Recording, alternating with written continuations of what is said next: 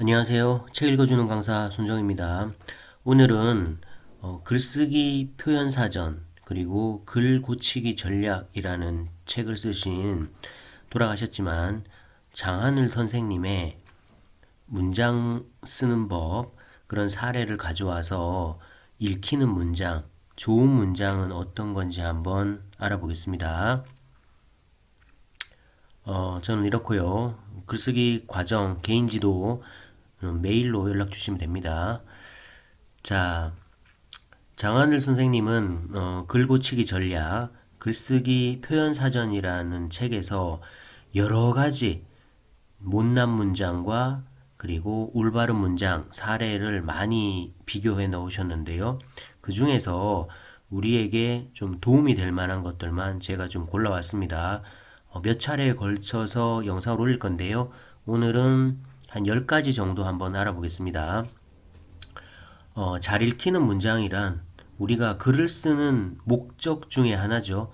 글을 쓰는 이유는 내가 나의 메시지를 독자에게 전달하기 위함인데 전달받으려면 일단은 문장이 읽혀야 되잖아요. 문장이 지루하거나 그 다음에 뭐 너무 복잡하거나 길거나 이러면은 아예 잘 읽히지가 않으니까 메시지는 전달 자체가 안 되잖아요. 그래서 좀 이렇게 간결하게 쓰는 습관을 좀 가지라고 합니다. 한번 보시면 군자는 5술의 책을 읽어야 한다라는 말이 있다. 우리 글 쓸 때 이렇게도 많이 쓰잖아요. 인용할 때. 근데 이것도 라는 말이 있다. 이것도 그냥 했다. 그냥 이렇게 하라는 거죠. 그 다음에 독서는 인격 형성에 큰 영향을 끼친다. 이것도 독서는 인격을 좌우한다. 그러니까 영향을 끼친다. 이거를 좌우한다라고 간결하게 나타내 버릴 수 있잖아요.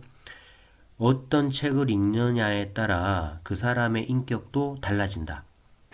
읽은 책에 따라 성격도 달라지기 때문이다. 그죠? 이거는 아예 문장 구조를 바꿔버린 거죠. 그래서 그 사람이 즐겨 읽는 책을 보면 성품도 알 수 있다고 한다. 이것도 알 수 있다고 한다. 이거를 그냥 알 수 있다. 이렇게 하면 문장이 더 짧아지고 간결해지니까 메시지가 빨리 와닿죠. 우리는 양서를 읽고 마음을 맑게 함으로써 뭐 이렇게 쭉 가는 것보다 양서로 마음을 맑게 하자 하고 문장을 짧게 한번 끊어주고 다음 문장으로 이어서 얘기를 하는 거죠. 올바른 인격 형성을 위해 노력해야겠다, 해야 하겠다. 그러니까 이런 것보다 올바른 인격을 닦자. 이렇게 하면 문장이, 그러니까 짧은 문장이 꼭 좋은 건 아닌데 이렇게 간결하게 함으로써 더 잘 읽힌다는 거예요. 만약에 긴 문장을 써서 의미 전달에 도움이 된다. 그러면 긴 문장을 쓰면 되는데 그럴 때도 중간중간에 조사라든지 이런 것들은 한번 짧게 해주는 습관을 들이면 좋을 것 같습니다. 자, 그 다음에 이렇게 이름 붙이기로 명사화하라. 이런 얘기가 있습니다. 그렇게 하면 전달이 더 잘 되고 문장도 간결해집니다. 글을 쓰는 것은 집을 짓는 것에 비유된다. 우리 이런 문장을 쓸 수 있잖아요. 그런데 이렇게 하기보다 장문은 집 짓기와 같다.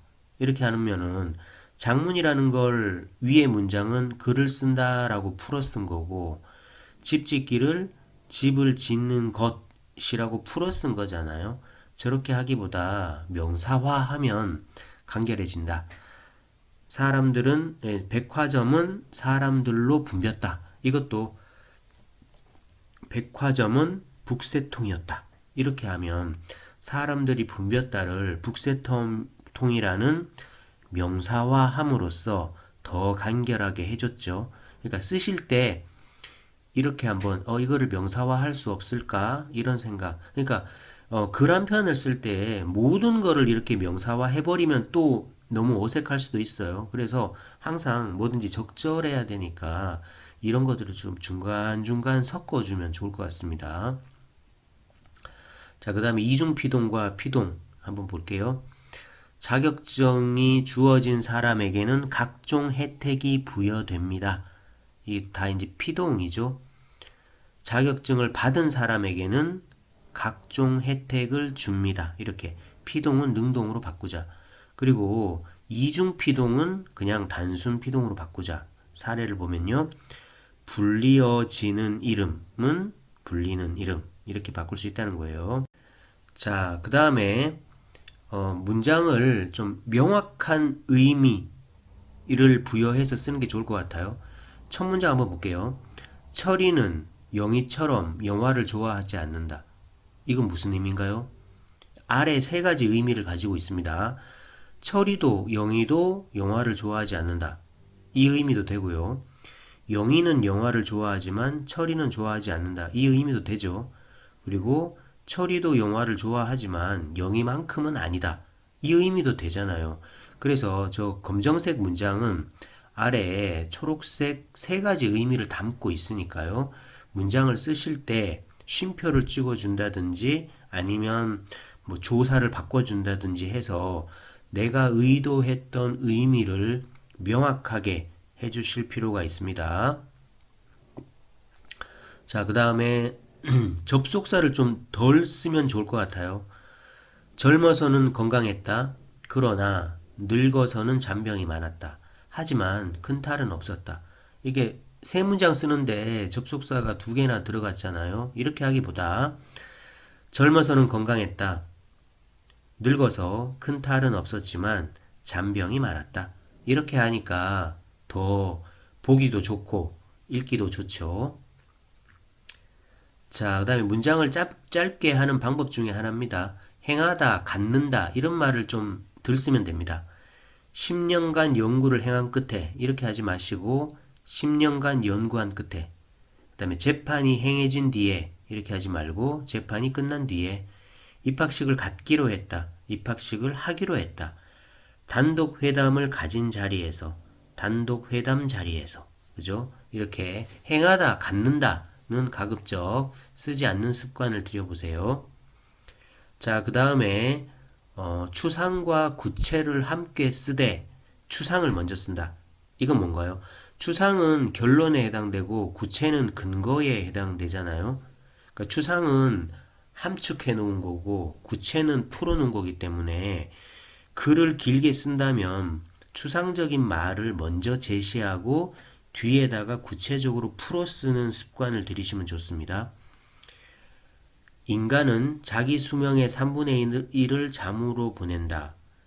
인간은 90년을 산다고 볼 때 30년을 잠으로 보낸다. 그러니까 위에 게 추상이고 밑에 게 구체잖아요. 근데 이런 거를 한 문장으로 쓸 때 구체적인 걸 앞에다가 쓰고 추상적인 뒤에다가 쓰지 말라는 거예요.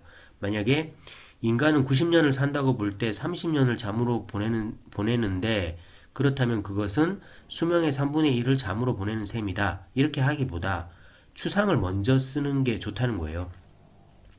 인간은 자기 수명의 3분의 1을 잠으로 보내는데 90년을 산다고 봤을 때 30년을 사용하는 셈이다. 이렇게 결론을 먼저 제시하고 풀어주는 거는 뒤쪽에 배치한다. 그죠?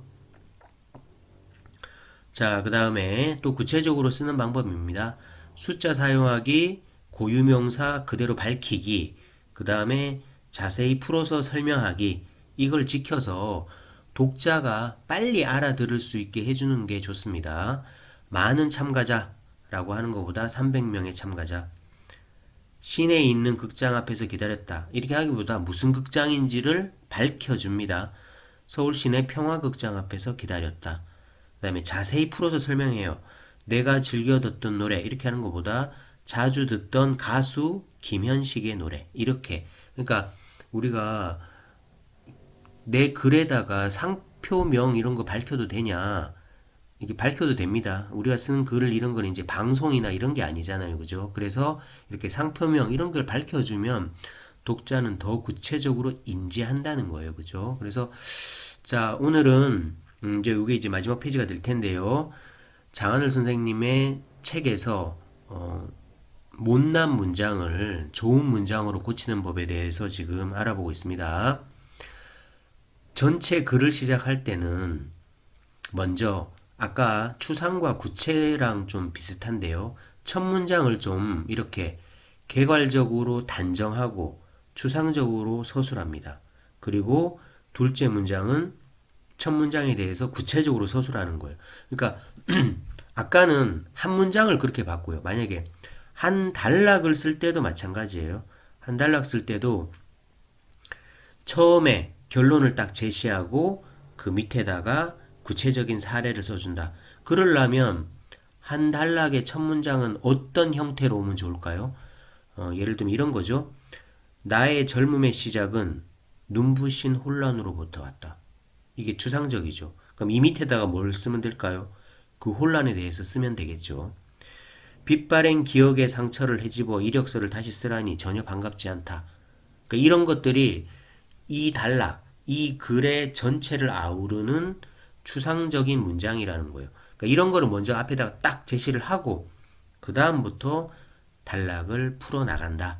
그렇게 하면은 훨씬 더 좋은 글이 된다는 겁니다. 자, 그래서 오늘 우리 장하늘 선생님의 글 고치기 전략, 글쓰기 표현 사전에 나와 있는 좋은 문장 사례를 들어가지고 한번 해봤습니다. 다음에 또 유사한 참고 사항을 또 가져와서 영상 한번 올리겠습니다. 고맙습니다.